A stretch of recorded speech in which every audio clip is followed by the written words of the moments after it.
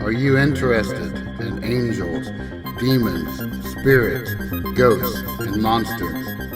Are you curious about their origins, tales, and influence upon history and on the present day? If so, sit back, relax, and welcome to Southern Demonology, the podcast that explores all of this and more.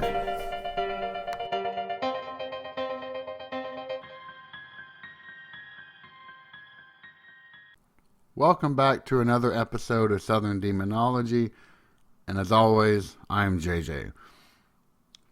Thank you all for tuning in. I'm really excited for this episode because it is all about Jinn, Jinn. Or you may be more familiar with the more archaic spelling, which is DJINN. You know, they have been popularized in multimedia as, genies in the lamps, but the true nature is much more insidious. However, I am not an expert at Islam. In college and grad school, I largely focused on Judaism, especially Second Temple Judaism, with a little bit of Christianity thrown in on the side. However, I never really got the opportunity to go over to Islam. Well, one of the people that I happen to work with is a Muslim and actually comes from Turkey, which is actually kind of a perfect example because one of the movies that really kind of inspired me to get a segment going is one that you can find on Netflix called Dabe. And it's all about jinn and evil spells and a couple other protection wards, etc., and sigils, and there's really nothing that's more up the alley of me, at least, than those kinds of topics. And my friend was able to nicely agree to actually do a quick episode and give some introductory comments. And if there's enough interest, then I will happily do a part 2 where we kind of delve into some of the more nitty gritty stuff. However, this is kind of a broad shot overview. And, he is not a religious expert, but honestly, he grew up with it. He has heard tons of stories. He has had, he grew up in an environment which has full belief in these concepts.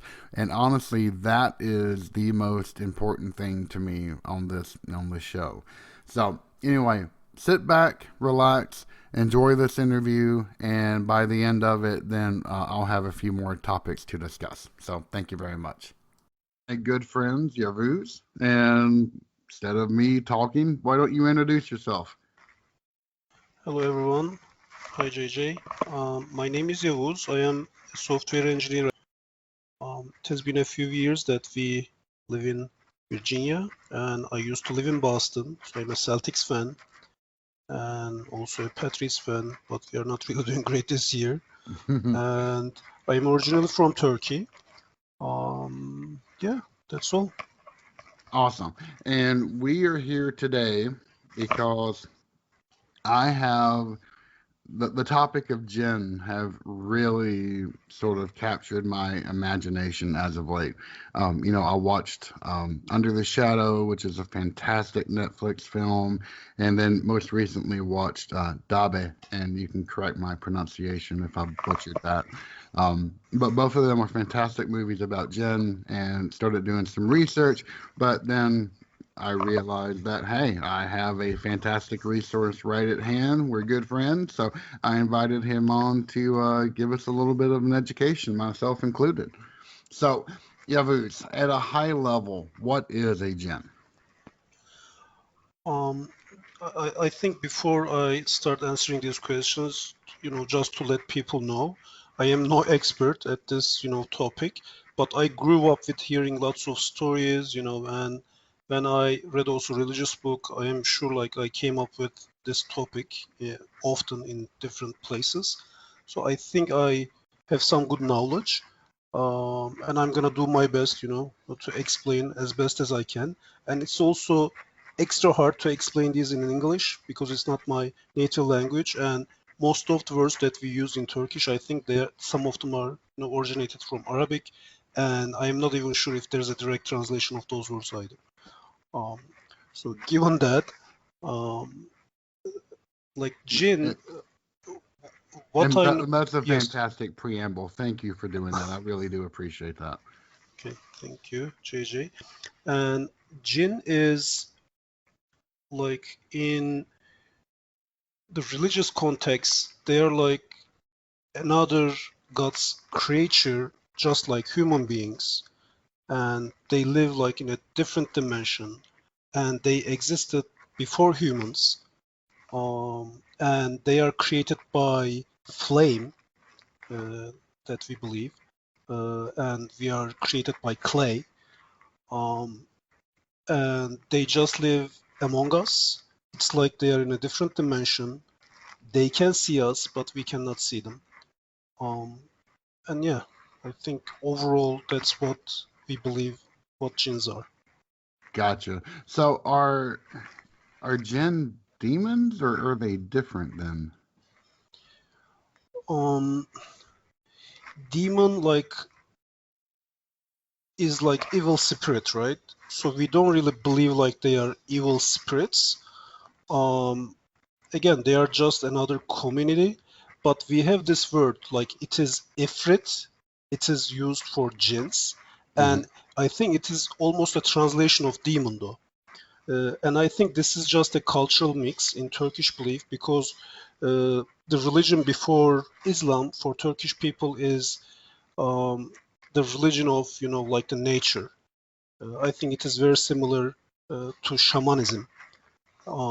And in that time, like people believed in, the evil spirits, like the demons, because all like the forest, wind, the sky, uh, as well as there are some, the dead people's souls can be also, wandering around. So I think some of those things were called as like demons, and then now there's like a mixture right now.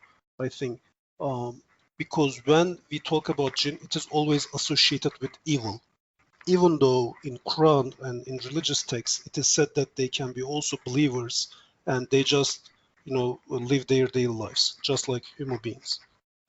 Gotcha. So yeah, in Judaism and Christianity, demons are essentially evil angels. But that doesn't seem to be the case here, correct? Okay, I understand. Yeah, so when you say evil angel, it makes more sense to me because there's a big debate like if the jinns are angels or not. uh, but I think there's an answer to that. In Quran there's a section about just for jinns, and it is said that the angels are, when Adam was created from clay, God asked his angels to, bow in front, or respect him, like in, I Mm-hmm. don't know in what context. And then Satan refused that and claiming that he was created by fire and therefore he is superior. Um, and then it is mentioned that Satan is also very first jinn or the master jinn or something, um, and therefore like jinns and angels are different, so Okay. they are created differently. And I think it is said that the angels are created by light or something, um, and then the jinns are created by fire, uh, so therefore they are different. Okay. That actually makes a lot of sense. Perfect. Um, have you or any of your family ever experienced anything that could be associated with the jinn? I grew up hearing lots of stories. The people like they are under influence of jinn or even possessed. But like I don't know like any immediate relative or friend in that condition. But I certainly heard lots of stories. Uh, And do you have a particular one that would be interesting to share?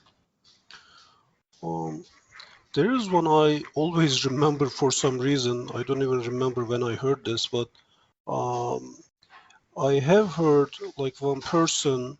That person was living, and this place is like a rural area. It was usually over summers when I visit my grandfather. This is a story I heard this, and it was written like every summer I was hearing about it for a couple of years. And then I heard that this person was leaving his home and meeting with his lover, which was a jinn, in the mountains. And then, coming back exhausted and tired. And he was, people were trying to give him some help, uh, so, he can stop uh, his association. Yeah, and I did not see that person, uh, but he was talk a lot, and I think he was our a distant relative, I think. And then people were saying like he had children, from the jinns, and then he was also trying to provide for them. Again, these are things I remember, and it had some impact on me because I always remember when Jinn is mentioned. I remember that story. Oh, I And can imagine. Were there any? No, I've like for example in the film Dabe, yeah, any offspring between a and a jinn are deformed, or they have very special characteristics. From that story, have you ever heard anything like that or not? I just heard the name of the movie. So they actually have a child together. Is it what you are saying? Yeah, there was one character that was married to a jinn, and the children that they only had like one eye and other kind of strange stuff. Um, I mean, I did not hear that as a real story, but you know, just like a street talk, I have heard such things when I was a kid. But Gotcha. yeah, it's just, people talk, people say things. But it is believed that, the jinns can fall in love with human beings, with people, and then they can start bothering them, and then they can even get married, and they can even also get together somehow. But bearing a child, again, I did not read anything about that, but it has been discussed like widely Okay. among people. I've actually, on that topic of like gens getting together, I've read that gens can be classified by different clans. Is that true? As far as I know, yes. Again, in Quran, it is mentioned that it is divided into as like believers and non-believers. And I think before Prophet Muhammad, they were all like non-believers, and then they heard Prophet Muhammad reciting Quran. So then they are, they got curious, and then Prophet Muhammad talked to them, and some of them converted to Muslim. And then that's how it is, mentioned, and that's what I know about it. Um, But there are like gens that are actually different religions, then, right? Like some can be Christian or Jewish or. I think it can be, but how it is mentioned is as only like believers and non-believers. And when they say believers, I think they only uh, consider like being Muslim. I think that's what I know. But Gotcha. Yep. that might be also true. Um, so, in the various stories and what you have read and studied, what makes Jen so fearsome? Because people are scared because they can be possessed by the jinns, or we have this saying. Again, I'm not sure if there's a direct translation, but like the chicken translation would be something like being hit or being crushed by jinn.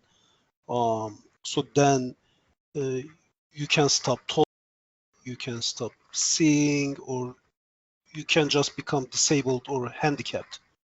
So that's why people are scared of jinns. And even when you're, young, when you're a kid, usually the adults can also scare you with the jinns just to, get things done. Um, and then maybe by the time that fear can grow uh, gradually, and then fear more and more.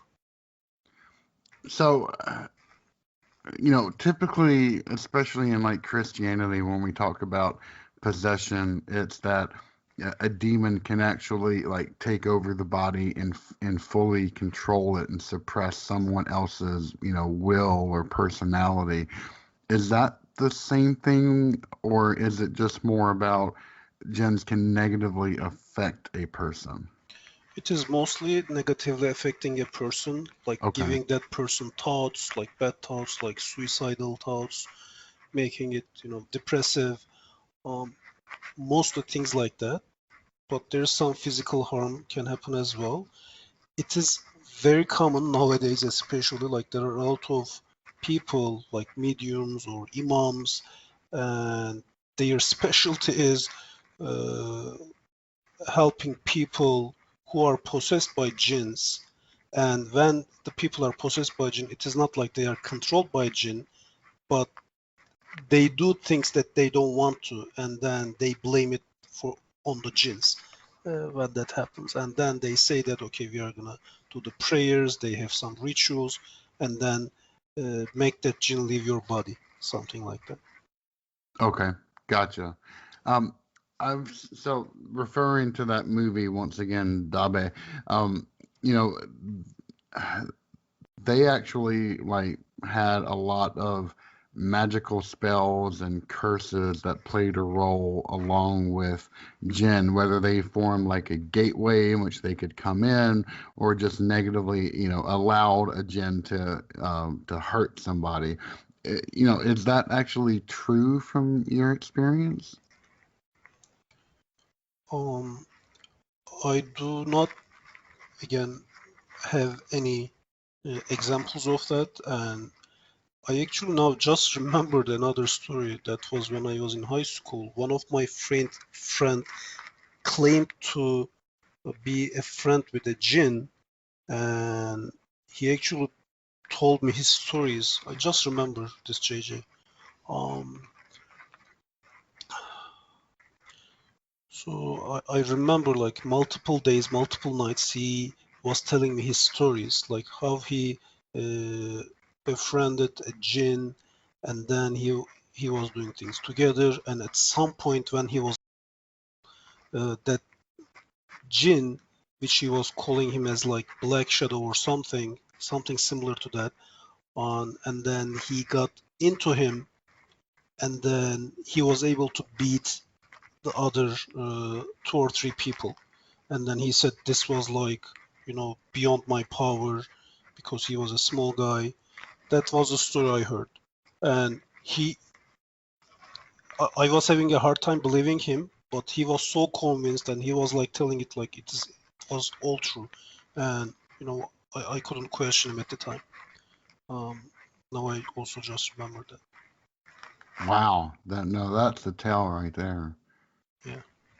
Um, what about Iblis? Who is Iblis? Iblis is Satan.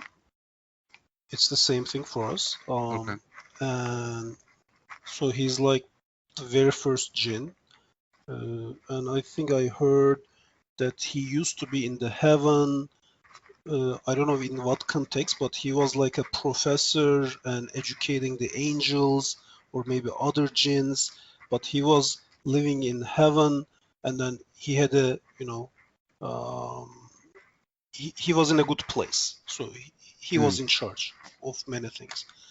But then after Aiden was created, that story, he refused to, respect him, and then he was punished, and then he swore to God that like he was gonna do within his power to make sure the human beings are not gonna believe in God and do evil things. So that's gonna be his purpose for the Gotcha. rest of his life. Yeah.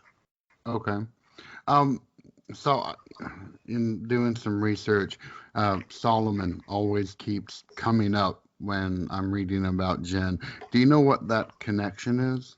Yeah, it is also very common in Islam as well. Solomon has like many powers, and one power is that to be able to communicate with the jinns and control them. And it is said that like he had like big palaces and castles, and then he got a lot of help from the jinns, that they became like turned into human form, and then worked like as laborers, and even did a very good job at it. Fought his wars as a soldier in human form. That's how they helped him. And even there's also a miracle associated to the jinns during the time of Solomon. Um, I don't know if it in English, but that's the Queen of Saba. So it was like a kingdom, I think, around Yemen. Yep. And the queen's name was Belkis. We say Belkis. And I think they had some sort of conflict. And then this queen decided to visit Solomon because she was afraid that her country was going to be invaded. So she went there to visit him. And I think even beforehand, the Solomon asked her to believe in his religion, but she refused to do so. And while she was on her way, before she arrived at the palace, Solomon asked his jinns to bring her throne to his palace. So when she is in, she can see it and then believe in his powers. And then, based on the story, when Belkis, the queen, saw her throne in there, then she decided to believe in Solomon. I don't Okay. know if you heard this story. Yeah, I have. Okay, yeah, that makes a lot of sense actually. Um, And they say again he used the jinns, to carry over um, the throne, because it is believed that jinns are like, moving very fast, maybe in light speed, just like angels, traveling very fast and change dimensions somehow. very interesting. Yeah, I know that even in Ethiopic Orthodox Church, you find iconography of the seal of Solomon, which is supposed to be able to seal up demons and whatnot. So, um, are there any? Do you know of any particular protections that one can use against jinn to keep themselves safe? Yeah, there are lots of things. It is said that helps. The most traditional thing is using evil eye. That's very common in Turkish houses. Uh, I don't know if you know what it looks like. Yeah, I do. It's kind of like the Eye of Horus, isn't it? Yes, yes. And it's usually blue around and then black in the center. Um, and people usually put it around the house, usually uh, at the front door or at the gates. Um, People also carry some prayers written by those, imams or the mediums, that they put that paper. They usually put it in a fabric, and they usually carry it with them. So they believe that it's going to protect them from Mm-hmm. jinns. Um, and also it is people usually fear of the jinns when they walk in the dark alone. So in those times, it's very common. I think I was doing the same thing when I was a kid as well. You recite certain, surahs, like section of Quran, and there are two specific sections. It is the last two sections of Quran. It is always recommended to read, like if you are in the dark, if you want to protect yourself from the evil things or jinns. Uh, that's very common, and it is called Felak Nas. Felak and Nas. These are the surahs. Yeah. Do you know any parts of those sections? Yeah, Would you actually mind doing a small recitation? sure.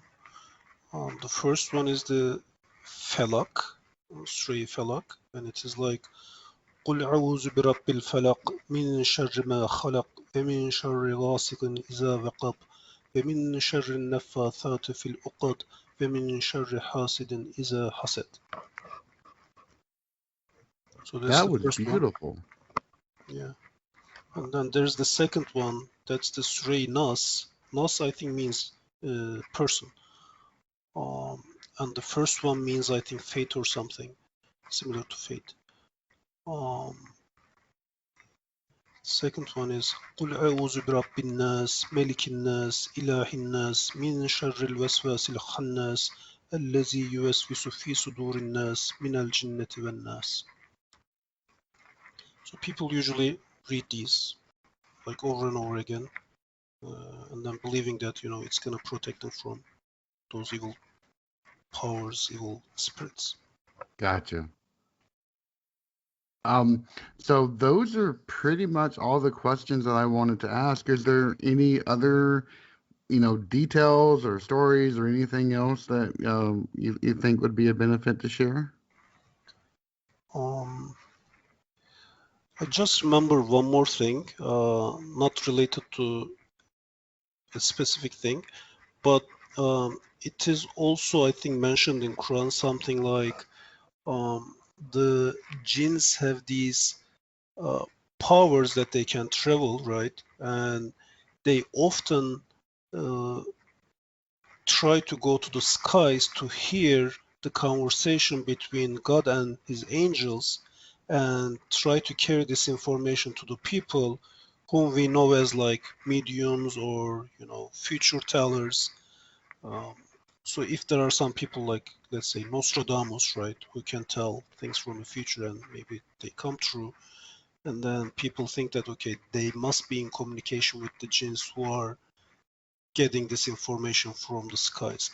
But then in Quran it has said that after Prophet Muhammad, we stopped this. We placed uh, we placed like some creatures in between, so we stopped their communication, so they no longer can hear us, and even they associate those like shooting stars or meteors as like the rocks thrown at them uh, when they were trying to listen to those conversations.